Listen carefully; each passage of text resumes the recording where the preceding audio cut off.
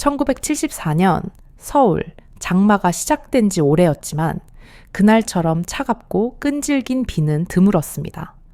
도시는 겉으로는 근대화의 물결에 휩싸여 철골 구조물이 하늘을 찌르고 있었으나 그 이면의 전통과 관습은 여전히 견고한 장벽을 이루고 있었습니다. 특히 종로 깊숙한 곳에 자리 잡은 명망 높은 박씨 가문의 기와집은 그 가문의 권위만큼이나 낡은 시대의 그림자를 짙게 드리우고 있었죠. 빗방울은 처마 끝에서 굵은 물줄기를 이루어 흙바닥으로 쏟아졌고 그것은 마치 미영이라는 한 여인의 25해에 걸친 결혼 생활이 산산조각 나는 소리처럼 들렸습니다. 그녀의 이름은 미영이었습니다.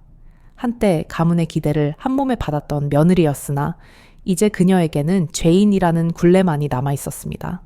그녀의 죄목은 단 하나, 후사를 이을 아들을 낳지 못하고 혜린, 수아, 예지라는 3명의 딸만을 낳았다는 것이었습니다.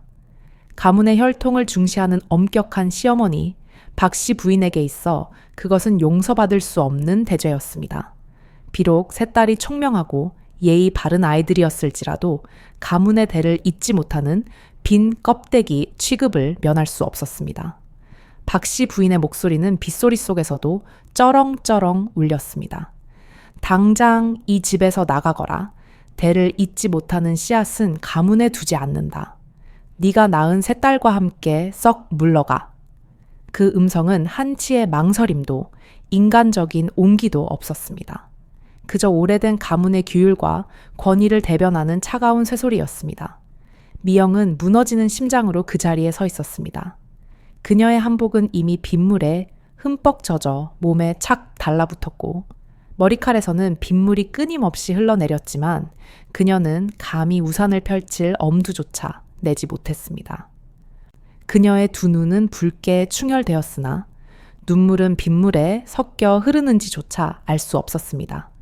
세 딸은 젖은 어머니의 치마폭에 얼굴을 묻고 떨고 있었습니다. 10살 난 큰딸 혜리는 이미 세상의 이치를 읽을 줄 아는 나이였습니다. 그녀는 대문 틈 사이로 엿보는 이웃 안악들의 시선과 동네 사람들이 주고받는 혐오와 조롱이 담긴 속삭임을 모두 느끼고 있었습니다. 혜린이 어머니의 소매를 잡아당기며 물었습니다. 엄마, 할머니가 왜 우리한테 나가라고 해? 우리 잘못한 거 없어. 그 순수한 물음에 미영은 아무 대답도 할 수 없었습니다. 그저 아이들의 작은 어깨를 끌어안을 뿐이었습니다. 남편 민호는 어디에도 없었습니다. 그는 이 비극적인 순간에 침묵이라는 가장 비겁한 방식으로 아내와 딸들을 배신하고 있었습니다. 그는 사랑 대신 가문의 권위를 택했고 자신의 안위를 위해 가족을 희생시켰습니다. 아주 작은 목소리로 민호는 중얼거렸습니다. 가문의 피가 끊길 텐데 이제 와서 무슨 말을 하겠소. 마치 낡은 라디오에서 흘러나오는 무덤덤한 뉴스처럼 자신의 불행을 담담하게 보도하는 그 목소리는 미영의 심장에 비수처럼 꽂혔습니다. 결국 미영은 대문 밖 흙탕길에 무릎을 꿇었습니다. 젖은 치마가 진흙 속에 푹 잠기는 소리가 철퍽 하고 났습니다.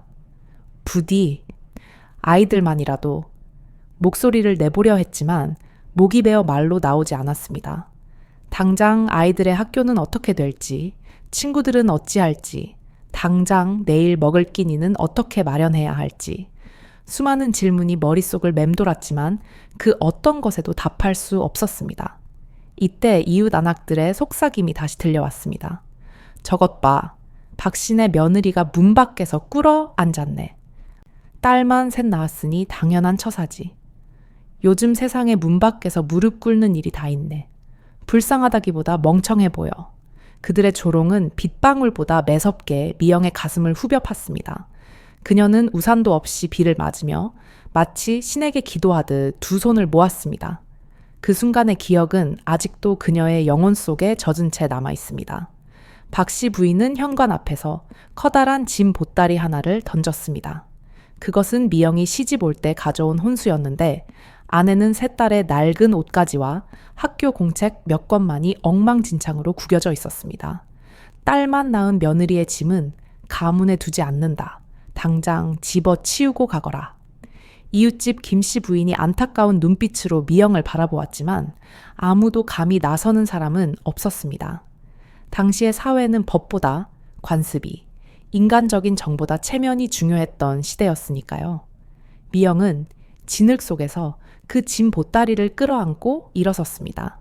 그때 그녀의 발에서 검은색 고무신한 짝이 흙 속에 푹 박혀버렸습니다. 작은 딸 예지가 엄마 신발 하고 소리쳤지만 미영의 귀에는 아무것도 들리지 않았습니다. 이미 세상의 모든 소리는 차단되었고 오직 몸을 파고드는 차가운 빗소리만이 남았을 뿐입니다. 미영은 세 딸의 손을 잡고 무거운 발걸음을 옮겼습니다. 한 발은 신발을 신었고 다른 한 발은 맨발이었습니다. 그녀는 뒤돌아보지 않았습니다. 그날 밤 그녀와 세 딸이 묵은 곳은 시장 근처의 낡은 여관, 어둡고 습기 찬 방이었습니다. 천장의 정원은 깜빡였고 얇은 이불 아래의 차가운 바닥은 그들의 절망을 고스란히 흡수하는 듯했습니다. 그 방에서 미영은 조용히 맹세했습니다. 절대로 이 아이들을 포기하지 않겠다. 굶기지 않겠다. 수아가 배고프다고 중얼거렸습니다. 미영은 짐 보따리에서 간밤에 겨우 만들어둔 주먹밥 하나를 꺼냈습니다. 그것을 세 조각으로 나누어 딸들에게 먹이며 그녀의 눈에서는 비로소 참았던 눈물이 쏟아져 내렸습니다. 그 밤 수아는 잠꼬대처럼 물었습니다. 엄마, 내일은 곱창 전골 먹을 수 있어? 그것은 아이들이 가장 좋아하는 음식이었습니다. 박씨 부인이 명절 때나 특별한 날에만 만들어주던 따뜻하고 푸짐한 그 맛, 그 말이 미영의 가슴을 꿰뚫었습니다. 갑자기 그녀의 머릿속에 번뜩이는 생각이 스쳤습니다. 곱창 전골. 그래, 곱창 전골. 그녀는 울음을 멈추었습니다. 이제 울 시간조차 없다는 것을 깨달았기 때문입니다. 미영은 창백한 새벽빛 아래 새로운 결의의 빛을 눈에 담았습니다. 이 불공평한 세상에서 그녀가 가진 유일한 무기는 바로 이 세 딸에 대한 무조건적인 사랑과 그녀가 시집살이 틈틈이 익혔던 곱창 전골 레시피였습니다. 미영은 알았습니다. 자신이 낳은 세 딸 때문에 쫓겨났지만 이제 이 세 딸을 위해 그녀는 세상 밖으로 나아가 싸워야만 했습니다. 그녀의 인생은 그 차가운 빛 속에서 비로소 새로운 시작을 고하고 있었습니다. 이 어머니의 이야기는 바로 그 불가능해 보이는 절망의 순간부터 시작된 것입니다. 그날 밤 비는 멈추지 않고 창밖을 때렸습니다. 미영과 세 딸이 머문 여관방은 습기와 한기가 가득했고 희미하게 깜빡이는 천장의 정우는 그들의 가난한 현실을 더욱 처참하게 비추었습니다. 차가운 다다미 방에 얇은 이불을 깔고 누운 미영은 잠들지 못했습니다. 그녀는 짐 보따리에서 꺼낸 신문지를 조심스레 펼쳐 아침에 겨우 쪄두었던 밥으로 만든 주먹밥 하나를 세 조각으로 나누었습니다. 수아가 배고픔을 호소하자 그녀는 그 작은 조각을 딸들의 입에 넣어주며 목구멍으로 넘어가는 눈물을 억눌렀습니다. 막내 예지는 잠결에 엄마, 내일은 곱창 전골 먹을 수 있어? 라고 중얼거렸습니다. 그 한마디는 미영의 심장을 칼로 찌르는 듯했습니다. 곱창 전골. 그것은 시댁에서 설이나 명절 때나 겨우 맛볼 수 있었던 아이들이 가장 좋아하는 음식이었습니다. 그 따뜻하고 구수한 국물이 끓어오르는 것처럼 미영의 머릿속에도 하나의 생각이 격렬하게 끌어올랐습니다. 그래, 곱창 전골이다. 내가 곱창 전골을 만들어야 한다. 이 생각은 단순히 음식을 팔아 돈을 벌겠다는 계획을 넘어 절망 속에서 스스로를 구원하겠다는 신념과 같았습니다. 그녀는 당장 이 아이들을 굶기지 않고 세상에 당당하게 맞서기 위해 가장 서민적이고도 끈기가 필요한 이 음식을 자신의 무기로 삼기로 맹세했습니다. 침침한 방벽에 그녀는 종이를 찢어 이렇게 써붙였습니다. 이제부터 내가 곱창 전골을 만들어 세 딸을 먹여 살릴 것이다. 그것은 세상에 대한 그녀의 작고 나지막한 선언이었습니다. 다음 날 아침 미영은 여관 주인에게 물어 시장으로 향했습니다. 그녀의 눈빛에는 전날의 굴욕감 대신 낯선 세상으로 첫 발을 내딛는 자의 강렬한 결의가 서려 있었습니다. 그녀는 시장 구석에서 녹슬고 상처투성이인 커다란 노소의 냄비 하나를 구해왔습니다. 낡았지만 곱창 전골을 끓이기에는 충분했습니다. 이제부터 이 냄비가 자신의 전쟁터가 될 것임을 예감했습니다. 그녀는 시장 한쪽 구석에 작은 천막 형태의 포장마차를 세우고 그 냄비를 걸었습니다. 때는 1974년, 온 나라가 가뭄과 경제적 불안정 속에 허리띠를 졸라매던 시기였습니다. 사람들이 모두 지갑을 닫고 고개를 숙이던 그때 시장 입구에서 생선을 파는 억척스러운 상인이 미영에게 말을 걸어왔습니다. 아니, 아가씨, 여기서 뭐 하는 거야? 부잣집 며느리 아니었어? 미영은 목이 메어 마른 바람 같은 목소리로 대답했습니다. 곱창 전골을 팔 생각입니다. 상인은 껄껄 웃었습니다. 부잣집에서 곱게 자란 손으로 시장 바닥 음식을 어떻게 만든대? 네 손으로 이 냄새나는 곱창을 만질 수 있겠어? 미영은 내려다보았습니다. 그녀의 손은 시집살이 동안 집안일조차 제대로 해보지 못했기에 아직 희고 고왔습니다. 하지만 뜨거운 냄비를 처음 만졌을 때 살이 타는 듯한 강렬한 통증이 느껴졌습니다. 첫 번째 화상이었습니다. 생선 상인은 안쓰러운 듯 얼음 덩어리를 건네주며 조심해야지. 이 바닥은 만만치 않아. 라고 말했습니다. 미영은 작게 중얼거렸습니다. 저 할 수 있어요. 그녀가 처음 만든 곱창 전골은 처참한 실패작이었습니다. 무는 너무 딱딱해서 씹히지 않았고 국물은 소금을 너무 많이 넣어 짜디 짰습니다. 그날 손님은 단 한 명도 오지 않았습니다. 학교에서 돌아온 세 딸은 냄새를 맡고 미영 앞에 쪼르르 앉았습니다. 막내 예지는 눈을 반짝이며 말했습니다. 엄마, 이거 먹어도 돼? 아이들은 불평 한마디 없이 그 짜디 짠 곱창 전골 한 그릇을 깨끗이 비웠습니다. 큰딸 혜리는 엄지손가락을 치켰으며 엄마 전골이 최고야 라고 말해 주었습니다. 그 모습에 미영은 다시금 눈물을 참을 수 없었습니다. 하지만 그녀는 곧 깨달았습니다. 이제 눈물을 흘릴 시간이 없다는 것을. 눈물 대신 그녀는 더 맛있는 국물을 만들어야 했습니다. 다음 날도 그 다음 날도 손님은 오지 않았습니다. 시장 사람들은 호기심 어린 눈으로 미영을 쳐다볼 뿐이었습니다. 딸만 셋 낳고 남편한테 버림받은 여자가 저런 걸 판대. 귀에 들어오는 속삭임들은 칼날보다 날카롭게 미영의 가슴을 찔렀습니다. 그러나 그녀는 침묵했습니다. 그저 이 아이들을 위해 더 맛있는 곱창 전골을 만드는 법에 정신을 집중했습니다. 그녀는 밤새워 레시피를 연구하고 물을 부드럽게 만드는 법, 국물의 깊은 맛을 우려내는 법을 홀로 터득해 나갔습니다. 나흘째 되던 날 아침, 드디어 시장 입구에서 한 노신사가 천천히 걸어왔습니다. 낡은 베레모에 지팡이를 짚은 노인이었습니다. 그는 미영의 포장마차 앞에 멈춰 섰습니다. 아가씨, 곱창 전골 한 그릇 주시게. 첫 손님이었습니다. 미영은 떨리는 손으로 정성껏 전골 한 그릇을 담았습니다. 간은 적당했고 무는 폭 익어 부드러웠으며 곱창은 야들야들했습니다. 노신사는 천천히 국물 한 모금을 들이켰습니다. 그리고 잠시 후 그는 나지막이 말했습니다. 이 국물에서는 눈물의 맛이 나는군. 미영은 깜짝 놀랐습니다. 자신이 국물에 눈물을 흘린 기억은 없었습니다. 노신사는 고개를 끄덕이며 계속 먹었습니다. 아가씨, 전골이라는 건 말이야. 그냥 끓이는 게 아니야. 심청을 담아 만드는 거지. 이 한 그릇에는 아가씨의 맑고 간절한 마음이 녹아있어. 노신사는 그릇을 깨끗이 비우고 돈을 지불했습니다. 그는 지팡이를 짚고 일어서며 말했습니다. 내일 또 올 테니 전골을 준비해 두게. 그 한마디가 미영의 인생을 완전히 바꾸었습니다. 노신사의 말은 그녀의 요리에 대한 확신과 그녀의 삶에 대한 정당성을 부여해 주었습니다. 미영은 이제 단순한 곱창 전골 장수가 아니었습니다. 그녀는 자신의 심청을 국물에 담아 세상에 내놓는 세 딸의 어머니이자 새로운 삶의 개척자였습니다. 비로소 그녀의 기나긴 역경 속에서 희망의 국물이 끓어오르기 시작한 것입니다. 노신사의 예언과 같은 한마디가 가져온 변화는 기적이었습니다. 다음 날부터 미영의 곱창 전골 포장마차는 조금씩 손님들이 찾아오기 시작했습니다. 처음에는 그저 눈물 맛이 난다는 전골의 소문을 들은 호기심 가득한 사람들이었지만 곧 시장 상인들이 점심시간만 되면 한 그릇씩 먹으러 오는 단골이 되었습니다. 아주머니, 여기 전골 정말 깊은 맛이 나네. 내일 또 올게.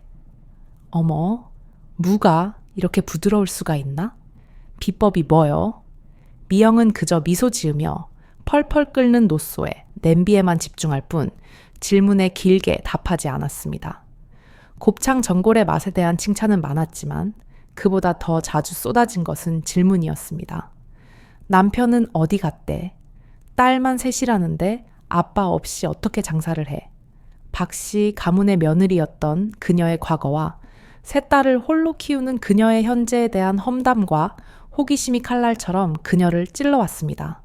사람들은 그녀의 흰 손을 보며 저 고운 손으로 시장 음식을 한다고 수군거렸습니다. 그러나 미영은 묵묵히 침묵했습니다. 그녀는 이제 그 수군거림에 상처받을 시간이 없었습니다. 오로지 더 맛있는 전골을 만드는 연구에 모든 정신을 집중했습니다. 그녀는 매일 새벽 4시에 일어나 육수를 내고 물을 썰고 말린 채소를 불리는 작업을 반복했습니다. 낡은 앞치마를 둘렀지만 그녀의 마음만은 그 누구보다 당당하고 단단했습니다. 그녀의 노력은 결코 헛되지 않았습니다. 곱창 전골의 맛은 날로 깊어졌고 그녀의 포장마차는 시장 구석의 작은 등불처럼 사람들의 몸과 마음을 녹여주는 장소가 되었습니다. 그녀는 시장 사람들에게 깍듯하게 대했고 점차 채소 상인들과 정육점 주인들도 그녀의 성실함을 인정하여 가끔은 더 좋은 고기를 싸게 주기도 했습니다. 그러던 어느 날 한 남자가 그녀의 포장마차를 찾아왔습니다. 그는 큰딸 혜린의 초등학교 담임 선생님이었습니다. 선생님은 곱창 전골을 먹으면서 이야기를 꺼냈습니다. 혜린이가 학교에서 공부를 아주 잘합니다. 성적이 반에서 최고예요. 그런데 요즘 도시락을 쌓아오지 않는다고 합니다. 다른 아이들이 놀린다고 하더군요. 미영의 가슴이 무너져 내렸습니다. 새벽부터 전골을 끓이느라 바빴던 그녀는 딸들의 도시락에까지 신경 쓸 겨를이 없었던 것입니다. 죄송합니다. 제가 이제부터는 꼭... 미영이 말을 잇지 못하자 선생님은 손을 저었습니다. 아닙니다. 제가 드리고 싶은 말씀은 혜린이가 얼마나 대단한 아이인가 하는 것입니다. 선생님은 주머니에서 종이 한 장을 꺼내 내밀었습니다. 혜린이 쓴 장문이었습니다. 장문의 제목은 나의 곱창 전골 장수 엄마. 미영은 떨리는 손으로 종이를 펼쳤습니다. 혜린의 서툰 글씨체는 곧 그녀의 가슴을 꿰뚫었습니다. 우리 엄마는 곱창 전골 장수입니다. 엄마의 전골은 세상에서 제일 맛있습니다. 엄마는 매일 새벽 일찍 일어나 국물을 끓입니다. 손에 화상을 입어도 숯불의 열기가 힘들어도 엄마는 울지 않습니다. 다른 아이들은 엄마가 전골 장수라고 놀리지만 저는 우리 엄마가 자랑스럽습니다. 우리 엄마의 전골에는 마법이 있기 때문입니다. 그것을 먹으면 배만 부르는 것이 아니라 슬픔도 사라집니다. 저는 커서 엄마처럼 다른 사람들에게 따뜻한 전골을 만들어주는 사람이 되고 싶습니다. 글의 마지막 부분에서는 미영의 눈에서 눈물이 쏟아져 글자가 보이지 않았습니다. 그녀는 늘 자신이 겪는 수치심과 고통 때문에 아이들에게 떳떳하지 못하다고 생각했습니다. 그러나 아이는 그 모든 것을 마법이라고, 자랑이라고 이야기하고 있었습니다. 자신의 수치스러웠던 삶의 현장이 딸에게는 가장 빛나는 영웅의 무대였던 것입니다. 선생님은 미영을 물끄러미 바라보며 말을 이었습니다. 혜린이는 장학금을 받을 자격이 충분하다고 생각합니다. 제가 추천서를 써보겠습니다. 그날 밤 딸들이 잠든 후 미영은 다시 냄비 앞에서 결의를 다졌습니다. 이제 눈물을 흘리는 대신 국물을 더 깊게 우려내야 했습니다. 시댁을 원망하는 대신 곱창을 더 푹 고아야 했습니다. 손바닥의 화상 자국은 더 이상 아프지 않았습니다. 무엇보다 그녀는 딸이 전골 장수의 딸이라는 사실을 부끄러워하지 않도록 만들어 주어야 했습니다. 이 가게가 이곳이 제일 맛있다는 말을 들을 때까지 그녀는 멈출 수 없었습니다. 그녀는 매일 새벽 4시에 일어나 머리를 단정하게 빗어 묶고 낡은 앞치마를 매면서도 마음속으로는 그 누구보다 위엄있고 당당한 여인이 되고자 했습니다. 그녀는 시장 상인들에게 먼저 다가가 아저씨, 물을 좀 더 싸게 주시면 안 될까요? 사장님, 이 곱창 좀 더 싱싱한 것으로 부탁드립니다. 라고 당당하게 흥정하기 시작했고 상인들도 그녀의 얼굴을 기억하며 조금씩 호의를 베풀었습니다. 어느 날 저녁 무렵 낯선 남자가 그녀의 가게를 찾아왔습니다. 검은 양복에 선글라스를 낀 남자였습니다. 그는 곱창 전골 한 그릇을 주문하더니 혹시 미영씨 되십니까? 라고 물었습니다. 그녀는 심장이 멎는 듯 했습니다. 자신의 이름을 어떻게 알았을까? 남자는 천천히 전골을 맛보며 말했습니다. 박씨 댁에서 왔습니다. 박씨 부인께서 손주들을 보고 싶어 하십니다. 미영은 심장이 얼어붙는 듯 했습니다. 쫓겨난 지 고작 2달 남짓 되었을 뿐이었습니다. 전할 말씀 없습니다. 그리고 다시는 찾아오지 마십시오. 그녀의 목소리는 떨리지 않았습니다. 분노가 아닌 돌처럼 굳어진 결의가 그녀의 마음속에서 끓어오르고 있었기 때문입니다. 남자는 말없이 일어서며 테이블 위에 봉투 하나를 놓고 사라졌습니다. 봉투 안에는 돈 대신 세 딸의 어릴 적 사진 3장이 들어 있었습니다. 미영은 그 순간 깨달았습니다. 박씨 부인도 마음이 편치 않을 수 있다는 것을. 하지만 그녀는 그 사진들을 서랍 깊숙한 곳에 넣어두었습니다. 아직 돌아갈 수 없었습니다. 그녀의 자존심보다 세 딸의 미래가 훨씬 더 소중했기 때문입니다. 그날 밤 미영은 장부를 펼쳐 새로운 항목을 만들었습니다. 바로 해린 대학 등록금 저금통. 그녀는 매일 매출액의 1화를 거기에 기록해 나가기로 결심했습니다. 잠이 덜 깬 둘째 수아가 다가와 물었습니다. 엄마, 뭐 해? 미영은 딸의 머리를 쓰다듬으며 대답했습니다. 너희들의 미래를 기록하고 있어. 수아는 의미를 알 수 없었지만 고개를 끄덕였습니다. 미영은 수아의 맑은 눈을 바라보며 속으로 다시 맹세했습니다. 우리 딸들에게는 다시는 그 누구에게도 무릎 꿇게 하지 않겠다. 펄펄 끓는 곱창 전골 냄비 소리가 마치 그녀 자신의 심장 박동처럼 느껴졌습니다. 그녀는 이제 누구의 며느리도 아닌 세 딸의 어머니이자 시장의 당당한 전골 장수였습니다. 8년이라는 시간이 마치 세월을 건너뛰듯 흘렀습니다. 미영의 곱창 전골 포장마차는 어느덧 시장의 명물이 되어 있었습니다. 새벽부터 손님들이 줄을 서는 날이 많아졌고 그녀는 마침내 아주머니 한 분을 고용할 수 있을 정도로 사업을 확장했습니다. 시장 상인들은 더 이상 그녀를 쫓겨난 며느리가 아닌 김 사장님 혹은 미영 아주머니라고 부르며 존경을 표했습니다. 미영은 이제 더 이상 낡은 앞치마를 두른 채 소심하게 고개를 숙이는 여인이 아니었습니다. 그녀의 세 딸들 역시 어머니의 땀과 노력 아래 무럭무럭 자라났습니다. 큰딸 혜리는 중학생이 되어 학교에서 늘 최고 성적을 유지했습니다. 그녀는 전교 장문 대회에서 대상을 수상하여 졸업 때까지 학비 걱정을 덜게 해줄 특별 장학금을 받았습니다. 혜린이 나의 어머니에 대해 쓴 글이 교내에 울려 퍼졌을 때 미영은 자신이 흘린 눈물의 값어치가 이토록 빛날 수 있음에 감사했습니다. 둘째 수아는 과학 경시대회에서 두각을 나타냈고 막내 예지는 밝고 명랑한 아이로 자라났습니다. 세 딸은 각자의 꿈을 키워나갔습니다. 혜리는 자신이 무릎 꿇었던 어머니의 기억을 지우려는 듯 세상의 불의를 바로잡는 서울대학교 법학과를 꿈꾸었습니다. 수아는 어머니의 손에 난 화상 자국에 연고를 발라주면서 아픈 사람을 고쳐주는 의사가 될 거야. 엄마처럼 아픈 사람 마음까지 고쳐주는 이라며 의학과를 지망했습니다. 딸들의 꿈은 곱창 전골 냄비 속의 무처럼 단단하면서도 부드럽게 익어가고 있었습니다. 그러던 어느 늦은 저녁 밤 10시가 넘은 시간에 전화벨이 울렸습니다. 미영은 8년 만에 듣는 전 남편 민호의 목소리에 심장이 얼어붙는 듯 했습니다. 미영이 나야. 민호. 낯선 번호였지만 목소리는 잊을 수 없었습니다. 떨리는 목소리로 민호는 말했습니다. 어머니, 위독하셔. 병원에 계셔. 전화를 끊고 난 후 미영은 한참 동안 굳은 채 움직일 수 없었습니다. 창밖에는 한방눈이 조용히 내리고 있었습니다. 유리창에 비친 자신의 모습은 8년 전 박씨 가문에서 쫓겨났던 28살의 연약한 여인이 아니었습니다. 세 딸을 키워냈고 전골 가게를 지켜낸 단단한 40 중반의 어머니의 얼굴이었습니다. 큰딸 혜린이 물었습니다. 엄마, 누구한테서 온 전화야? 미영은 솔직하게 이야기했습니다. 할머니가 위독하신가 봐. 세 딸은 서로 얼굴을 마주보더니 혜린이 조심스럽게 입을 열었습니다. 가봐야 하지 않을까?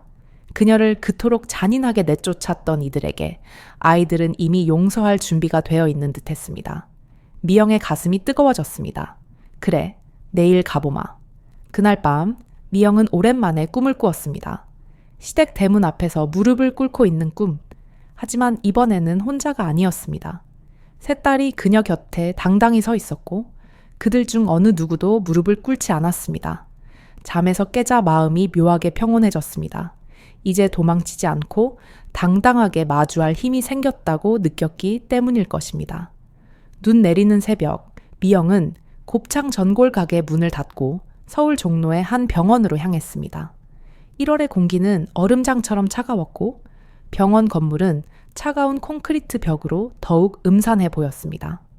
소독약 냄새가 코를 찔렀고 길고 긴 복도의 형광등은 불안하게 깜빡거렸습니다. 그녀는 병실 문 앞에 섰고 다시는 무릎 꿇지 않겠다고 스스로에게 다짐하며 문을 열었습니다.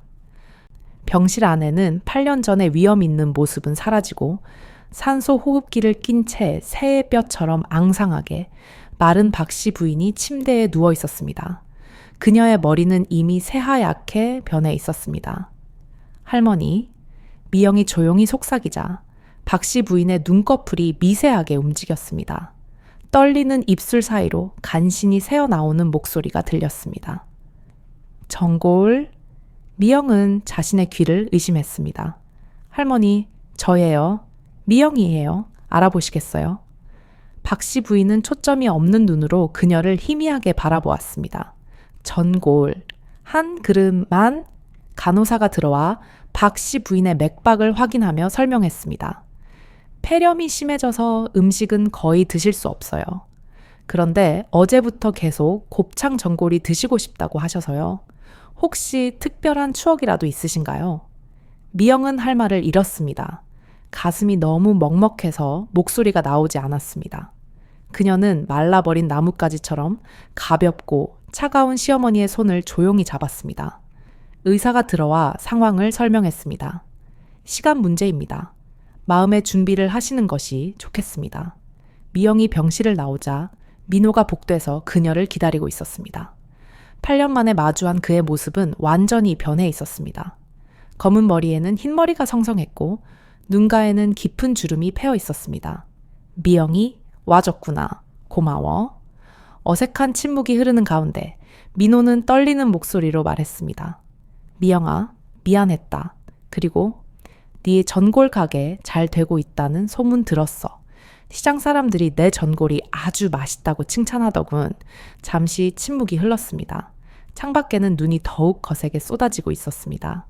민호는 깊은 한숨을 내쉬더니 마침내 충격적인 사실을 털어놓았습니다. 사실 우리 집안이 망했어. 사업에 손을 댔다가 큰 빚을 졌고 집까지 저당 잡혔어. 지금은 빚쟁이들이 쫓아다녀서 어머니 병원비도 낼 돈이 없어. 미영의 가슴이 아파왔습니다. 남편의 실패로 가문 전체가 몰락하고 있다는 것입니다. 그녀는 문득 자신도 모르게 입을 열었습니다. 제가 도울 일이 있을까요? 증오할 이유는 차고 넘쳤지만 어째서인지 증오심보다는 연민이 피어올랐습니다. 결국 그들도 모두 같은 인간이며 고통 앞에서는 무너질 수밖에 없다는 것을 깨달았기 때문일지도 모릅니다. 민호는 눈물을 훔쳤습니다. 고맙다. 하지만 네가 세 딸을 키우고 있는데 어떻게? 그 순간 병실에서 간호사가 황급히 뛰쳐나왔습니다.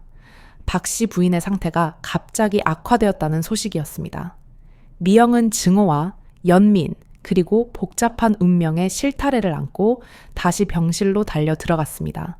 복도에서 민호의 비참한 고백을 들은 직후 미영은 서둘러 병실로 돌아갔습니다. 이미 의료진이 달려와 응급처치를 하고 있었지만 심장 박동 모니터 소리는 점점 가늘어졌습니다. 미영은 침대 곁으로 다가가 박 씨 부인의 손을 잡았습니다.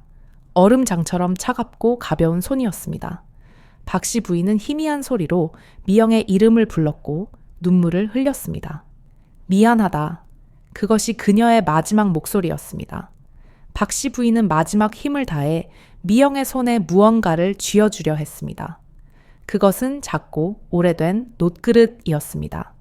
한때 미영이 시댁에서 곱창 전골을 담아 올릴 때 사용했던 바로 그 그릇이었습니다. 그 그릇을 건네는 순간 박 씨 부인의 의식은 영원히 멀어졌습니다. 심전도 소리가 일정하게 울리며 방 안은 절대적인 침묵에 잠겼습니다.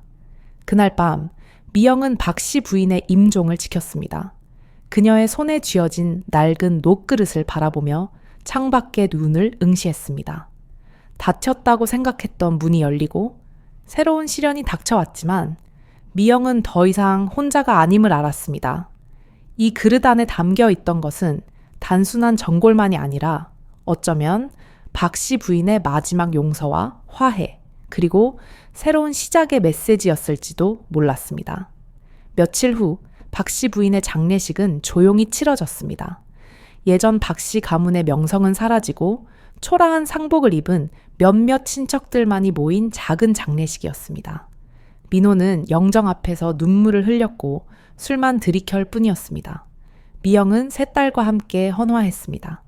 친척들은 세 딸을 보며 놀라움을 금치 못했습니다. 저 아이들이 미영이 딸들이라고 저렇게 훌륭하게 자랐다니. 딸만 셋이라는데 시장 바닥에서 키웠다고 하기엔 너무 곱고 예쁘네. 속삭임이 들려왔지만 딸들은 동요하지 않았습니다. 장례식을 마치고 돌아가려 할 때 민호의 남동생, 즉 시동생이 미영을 복도 구석으로 불렀습니다. 미영을 내쫓을 때 유일하게 그러지 마십시오 라고 말하려 했던 사람이었습니다. 오랜만입니다. 형수님, 잘 지내셨습니까? 그는 쓰게 웃으며 말했습니다. 전골 가게 하신다면서요. 대단하십니다. 그는 깊은 한숨을 쉬더니 조용한 목소리로 말을 이었습니다. 사실 형수님께 꼭 전해야 할 말이 있습니다. 그때 형수님을 쫓아낸 것은 형님의 뜻만이 아니었습니다. 미영의 심장이 싸늘하게 굳어버렸습니다. 무슨 뜻이에요? 시동생은 죄송한 듯 눈을 내리깔며 충격적인 진실을 털어놓았습니다. 형님에게 이미 다른 여자가 있었습니다. 아들을 낳아주겠다고 약속한 여자. 형님은 아들을 못 낳았다는 것을 핑계 삼아 형수님을 쫓아내고 그 여자에게 돈을 대주기 위해 형수님 이름으로 빚까지 졌습니다. 그 사실이 이제야 터진 것입니다. 세상이 요동치는 듯했습니다. 숨을 쉴 수가 없었습니다. 미영이 겪었던 8년간의 고통, 시댁의 냉대, 모든 것이 민호의 사악한 기만과 배신 위에 세워진 거짓말이었다니 시동생은 말을 이었습니다. 형수님이 화를 내시는 건 당연합니다. 하지만 이것을 받아주십시오. 박 씨 부인께서 형수님께 꼭 전해달라고 하신 편지입니다. 작년부터 부탁받았는데 용기가 나지 않아 이제야 드립니다. 미영은 떨리는 손으로 봉투를 받아 들었습니다. 봉투 겉면에는 미영에게 라고 낡은 글씨가 쓰여 있었습니다. 눈 내리는 귀갓길, 미영의 가슴은 복잡한 감정으로 가득 찼습니다. 증오, 배신감, 그리고 알 수 없는 연민. 가게로 돌아오자 아르바이트 아주머니가 당황한 얼굴로 기다리고 있었습니다. 미영 사장님, 큰일 났어요. 아까 양복 입은 남자들이 와서 빚을 갚으라고 탐했어요. 사장님이 보증을 섰다고 하던데요. 미영은 현기증을 느꼈습니다. 나는 그런 빚을 진 적이 없다. 하지만 그들이 남기고 간 명함에는 대화금융이라고 쓰여 있었습니다. 민호가 멋대로 자신의 이름을 도용해 보증을 세웠을 가능성이 높았습니다. 어떻게 해야 할지 알 수 없었습니다. 힘들게 일군 곱창 전골 가게도 세 딸의 미래도 그들의 보금자리조차 잃을 위기에 처했습니다. 바로 그때 학교에서 돌아온 딸들이 들어섰습니다. 큰딸 혜리는 다음 날 대학 입시 모의고사가 있다며 웃었고, 둘째 수아는 교내 과학 경진대회에서 상을 받았다고 자랑했습니다. 막내 예지는 새 참고서를 사달라고 조잘거렸습니다. 모두 웃고 있는데 미영은 그 웃음을 어떻게 받아들여야 할지 알 수 없었습니다. 겨우 안정되어 가던 삶이 다시 무너질 위기에 처한 것입니다. 엄마, 할머니 병세는 어땠어? 혜린이 물었습니다. 미영은 모든 것을 말해야 할지 망설였습니다. 빚 이야기, 가문의 추악한 진실, 남편의 배신. 하지만 아이들에게 너무 큰 짐을 지을 수는 없었습니다. 할머니가 너희들을 보고 싶어 하셨단다. 그녀는 오직 그 말만 전했습니다. 그러자 둘째 수아가 가보고 싶다고 말했습니다. 미영은 놀랐습니다. 그토록 모진 일을 당했는데 왜? 그녀가 눈을 크게 뜨자 세 딸은 서로 얼굴을 마주보며 고개를 끄덕였습니다. 엄마가 힘든 건 알지만 돌아가시기 전에 한 번은 얼굴을 보여드리고 싶어. 그 말에 미영은 가슴이 뭉클해졌습니다. 아이들은 언제 이렇게 어른이 되었을까요?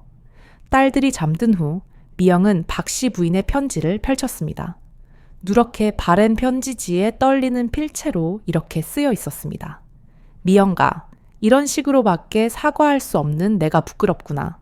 나 역시 예전에 시집살이 할 때 딸만 낳았다고 구박받던 며느리였단다. 그때의 고통을 고스란히 너에게 되돌려준 것 같아 가슴이 미어진다.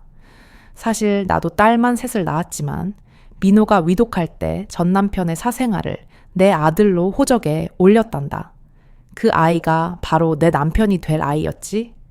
어째서 내가 겪은 똑같은 고통을 너에게 맛보게 했는지 나 자신도 모르겠다. 정말 미안하다. 네 딸들이 훌륭하게 자랐다고 들었다. 단 한 번만이라도 만나고 싶었다. 내가 잘못했다. 미영은 읽는 내내 눈물을 멈출 수 없었습니다. 박씨 부인 역시 자신과 똑같은 고통을 겪었던 피해자였다니. 왜 그녀가 똑같은 고통을 대물림했는지 미영 자신도 답을 찾을 수 없었습니다. 하지만 그 편지는 그녀가 박씨 가문을 향해 품었던 증오의 마지막 실타래를 풀어주었습니다. 다음 날 아침 현관문 두드리는 소리에 잠이 깼습니다. 검은 양복을 입은 두 남자가 서 있었습니다. 미영 씨 되시죠? 대화 금융입니다. 기한이 지났으니 가게를 압류하겠습니다. 미영은 머릿속이 새하얗게 변하며 주저앉을 뻔했습니다. 1980년대 초반에 수천만 원의 빚이라니 곱창 전골 가게를 10년 넘게 운영해도 모으기 힘든 액수였습니다. 일주일 안에 갚지 못하면 압류가 진행됩니다. 그들은 명함만 남기고 떠났습니다. 미영은 냄비 앞에서 주저앉았습니다. 어떻게 해야 할까요? 이 곱창 전골 가게도 세 딸의 미래도 그들의 거처마저 잃을지도 모르는 상황이 닥친 것입니다. 검은 양복을 입은 남자들이 가게 문을 닫고 떠난 후 미영은 냄비 앞에서 주저앉은 채 몸을 움직일 수 없었습니다. 가게도 딸들의 대학 등록금 저금통도 모든 것이 사라질 위기에 처한 것입니다. 바로 그때 학교에서 돌아온 세 딸들이 활기차게 문을 열고 들어섰습니다. 큰딸 혜리는 모의고사 이야기를, 둘째 수아는 과학 상장 이야기를, 막내 예지는 새 참고서 이야기를 하며 웃었습니다. 그 순진한 미소를 어떻게 지켜야 할지 미영은 목이 메었습니다. 엄마, 할머니 병세는 어땠어? 혜린이 물었습니다. 미영은 결국 빚과 배신의 모든 진실을 털어놓아야 할지 망설였습니다. 하지만 그때 혜린이 현관문 옆에 놓인 명함을 보고 사태를 짐작한 듯 했습니다. 혜린은 잠시 침묵하더니 또렷한 목소리로 말했습니다. 엄마, 먼저 할머니께 가봐. 이 일은 내가 알아볼게. 미영은 놀랐습니다. 혜린아, 너는 괜찮니? 법학과에 가고 싶다고 했잖아. 혜린은 이미 민법의 기초를 공부하고 있었습니다. 무단으로 진행된 보증은 무효가 될 가능성이 높아. 그리고 우리 셋이 상의했어. 엄마가 쓰러지면 우리는 어떻게 해? 엄마는 우리 전부잖아. 18살 소녀의 눈빛에는 이미 어른의 단단한 결의가 깃들어 있었습니다. 그 말에 미영은 눈물을 쏟았습니다. 자신이 딸들을 키운 것이 아니라 딸들이 자신을 지탱해주고 있었다는 것을 깨달은 순간이었습니다. 미영은 혜린의 품을 벗어나 병원으로 향하는 버스에 몸을 실었습니다. 창밖으로는 눈이 쉴 새 없이 쏟아지고 있었습니다. 그녀는 생각했습니다. 딸 셋 때문에 쫓겨났다고 책망받았지만 어쩌면 이 세 딸이야말로 자신에게 주어진 가장 큰 축복이 아니었을까. 버스가 병원에 도착했을 때 그녀가 넘어지려는 것을 민호가 부축해 주었습니다. 그의 눈은 충혈되어 있었고 양복은 구겨져 있었습니다. 그는 떨리는 목소리로 어머니가 위독하시다고 말했습니다. 미영은 묵묵히 병실로 달려 들어갔습니다. 박씨 부인은 마지막 숨을 헐떡이고 있었습니다. 미영은 침대 곁에서 그녀의 손을 잡았습니다. 박씨 부인은 눈물을 흘리며 미영의 손에 힘을 주어 논그릇을 건네고는 마침내 숨을 거두었습니다. 그 논그릇은 용서와 화해, 그리고 새로운 시작을 담은 상징이었습니다. 장례식을 마친 후 미영은 가게로 돌아왔습니다. 가게 문 앞에는 이미 떠났어야 할 민호가 서 있었습니다. 술 냄새가 희미하게 풍기는 그 자리에서 민호는 문득 땅바닥에 무릎을 꿇었습니다. 마치 8년 전 미영이 박씨 가문 대문 앞에서 무릎 꿇었던 그 모습 그대로였습니다. 미영아, 정말 미안하다. 내가 전부 잘못했어. 하지만 어머니의 임종을 지켜줘서 고마워. 한때 자신을 버렸던 사람이 이제는 반대로 무릎을 꿇고 있는 그 모습에 미영은 의아함을 느꼈습니다. 그의 무릎 꿇음이 과거를 되돌릴 수 없다는 것을 알았기에 미영은 천천히 일어섰습니다. 눈물과 콧물로 범벅이 된 그의 얼굴을 보며 미영은 솔직하게 말했습니다. 그래, 당신은 정말 최악의 남편이었어. 하지만 이제 와서 중요한 건 딸들이야. 증오심도 사랑하는 감정조차도 남아있지 않았습니다. 다만 확실한 것은 그들이 이제는 완전히 다른 인간이 되었으며 오직 아이들의 미래라는 공동의 목표만이 남아있다는 것이었습니다. 민호가 무언가에 희망을 건 듯 말했습니다. 미영아, 나도 도울게. 그 빈 문제 어떻게든 해볼 수 있어. 어떻게? 나한테 인감 증명서가 있어. 내 허락 없이 내가 위조한 서류라는 것을 증명할 수 있어. 그걸 증거로 내세우면 경찰에 고소할 수도 있을 거야. 민호는 필사적으로 미영을 바라보며 말했습니다. 미영은 고개를 끄덕였습니다. 알았어. 하지만 더 이상 우리 딸들을 상처 주지 마. 민호는 작게 고개를 끄덕이더니 주머니에서 마지막 남은 돈 5만 원이 든 봉투를 건넸습니다. 미영은 봉투를 받고 말했습니다. 고마워. 하지만 돈보다 딸들의 아버지가 되어줘. 그날 밤 민호는 곱창 전골 가게 뒤편의 작은 방에서 묵었습니다. 딸들은 처음에는 경계했지만 시간이 지나면서 조금씩 마음을 열어주는 듯 했습니다. 다음 날 아침 검은 양복의 채권 추심원들이 다시 찾아왔습니다. 미영 씨, 기한이 끝났습니다. 가게를 압류하겠습니다. 바로 그때 민호가 나섰습니다. 잠깐 기다려 주십시오. 미영이는 제 아내입니다. 이 채무는 무효입니다. 이것은 제가 위조한 서류입니다. 민호는 인감증명서와 위조 서명이 된 서류 다발을 내밀었습니다.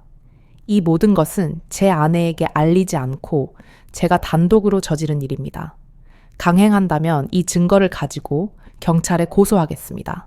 미영은 숨을 삼키며 민호의 말을 들었습니다. 남편이 자신의 죄를 공개적으로 인정하는 순간이었습니다. 채권 추심원들은 당황하며 물러갔습니다. 미영은 민호를 응시했습니다. 왜 이런 일을? 그때 다른 여자가 있었어. 아들을 낳아주겠다고 했으니까. 그래서 네 이름으로 돈을 빌렸어. 민호의 솔직한 고백에 미영은 가슴이 아팠지만 동시에 마음이 이상하게 가벼워졌습니다. 모든 진실이 밝혀졌기 때문일지도 모릅니다. 어쨌든 고마워. 딸들이 학교에 가자. 미영은 냄비에 불을 지폈습니다. 민호는 옆에서 물을 썰고 숯을 보충했습니다. 불안정하지만 이상한 화해의 시작이었습니다. 그들의 동행은 과거의 사랑이나 증오가 아닌 세 딸의 미래를 지키기 위한 현실적인 연합이었고 미영은 그 연합을 통해 비로소 과거의 굴레에서 완전히 벗어날 수 있었습니다. 민호의 충격적인 고백과 희생 덕분에 미영의 곱창 전골 가게는 압류 위기에서 간신히 벗어났습니다. 채권 추심원들은 민호가 제시한 위조 증거에 일단 물러섰지만 위협은 완전히 사라지지 않은 채 가게 주변을 맴돌았습니다. 이제 미영의 가게에는 이상하고도 실용적인 동거가 시작되었습니다. 미영은 변함없이 새벽에 불을 지펴 육수를 냈고 민호는 옆에서 물을 썰고 숯을 나르며 고된 자비를 맡았습니다. 그들의 관계는 더 이상 사랑이나 증오로 엮이지 않았습니다. 오로지 세 딸의 미래를 지키기 위한 공통의 목표, 즉 전우애와 같은 실용적인 동반자 관계만이 남아 있었습니다. 미영은 민호를 용서한 것이 아니었습니다. 단지 과거의 거대한 거짓말이 드러남으로써 증오의 껍질이 벗겨지고 그 자리에 딸들의 아버지로서의 민호라는 인간이 남았을 뿐이었습니다. 그렇게 불안하지만 새로운 균형이 잡혀가던 어느 날 시장에 낯선 노부인이 찾아왔습니다. 그녀는 우아한 한복 차림으로 천천히 가게 안으로 들어섰습니다. 혹시 미영이 여기 있나요? 미영은 처음 보는 얼굴에 눈물이 핑 돌았습니다. 그녀의 어머니는 미영이 10살 때 돌아가셨기에 어머니의 친구라고 자신을 소개하는 사람은 처음이었기 때문입니다. 제가 어머니 친구였습니다. 따님이 박씨 댁으로 시집갈 때 함께 있었지요.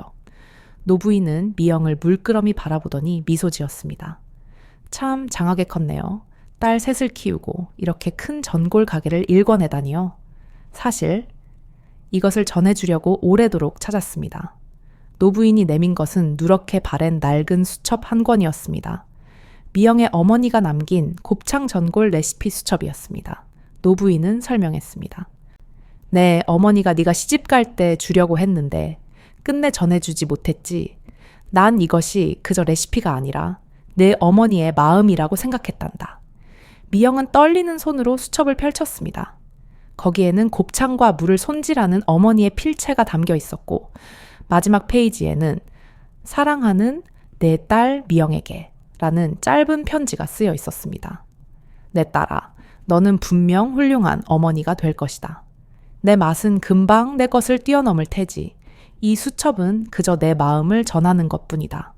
어떤 어려움이 닥쳐도 굴하지 마라. 너는 언제나 봄처럼 다시 피어날 수 있는 아이니까. 10살에 잃었던 어머니의 목소리가 귓가에 들리는 듯하여 미영은 울음을 멈출 수 없었습니다. 고통과 절망 속에서 흘린 눈물이 아닌 늦게 도착한 모성애의 위로였습니다. 노부인은 미영의 손을 잡으며 말했습니다. 내 어머니는 하늘에서 늘 지켜보고 있을 거야. 세 딸을 이토록 훌륭하게 키워낸 너를 얼마나 자랑스러워할까. 바로 그때 노부인은 미영의 카운터에 놓인 오래된 놋그릇을 발견하고 눈을 빛냈습니다. 그 놋그릇은 박씨 부인이 임종 직전에 미영에게 건네준 그 그릇이었습니다. 어머, 이 그릇은 아주 오래된 거네요. 혹시 박씨 댁에서 온 그릇인가요?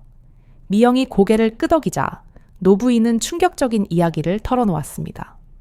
사실 박씨 부인도 옛날에 이 시장에서 네 어머니의 전골을 즐겨 드시곤 했단다. 젊은 시절 박씨 부인은 내 어머니의 곱창 전골을 잊지 못했지. 미영은 숨을 멈췄습니다. 이것이 바로 운명의 가장 놀라운 굴레였습니다. 박씨 부인이 임종 직전에 속삭였던 전골은 단순히 음식이 아니라 그녀가 젊은 시절 고독 속에서 잠시나마 위안을 얻었던 미영의 어머니가 만든 그 곱창 전골의 맛을 갈망했던 것일지도 몰랐습니다.